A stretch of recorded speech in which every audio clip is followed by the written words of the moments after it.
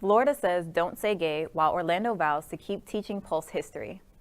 After the shooting at Pulse Nightclub, the Orange County School District began hosting an annual Gay Pride Month, complete with supportive notes on campus marquees and bulletin boards.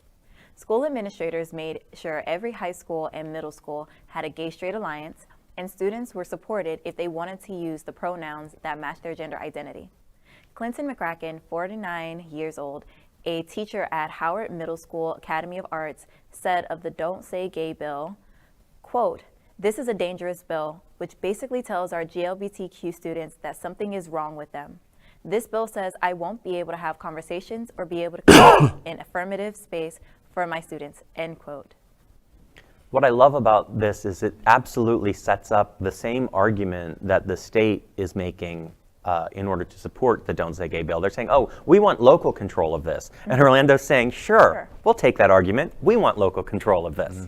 And that's going to lead itself to a lawsuit that'll go to the state Supreme Court at least. You know, at the end of the day, I continue to ask this question, and I rarely hear a really satisfying answer to it. I continue to make the comparison. In 1937, Germany did the exact same thing. They said very clearly through the emerging organization of the Nazi Party, you cannot talk about this. And where did they start? In schools. They started to say you can't talk about X or Y. It was principally Jews, and in a secondary way, it was LGBT, queers. I don't really see the difference here. How does somebody in a political basis start to say, you can't talk about this?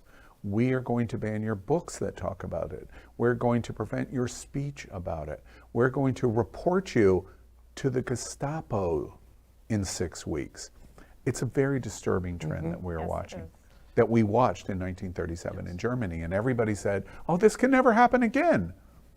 And we're hearing that argument now, which is extremely frustrating to me, because I pointed to when Trump was in office and that the slow chipping away at your freedoms, at your democracies, at books that you can't read in schools. And we've reported on articles here of books that they tried to eliminate.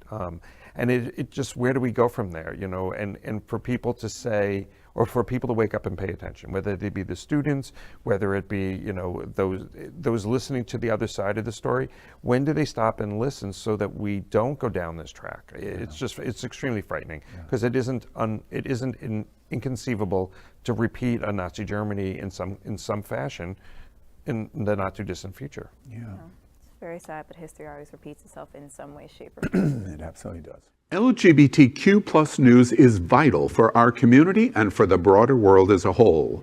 We have enough enemies at Fox News. Tucker, Sean, and Laura are loud. We need passionate allies. Happening Out Television Network, Queer News Tonight, and It's Happening Out are literally out of the closet and into the headlines. Our community needs your support. Like this broadcast and subscribe now to ensure the growth of the entire LGBTQ+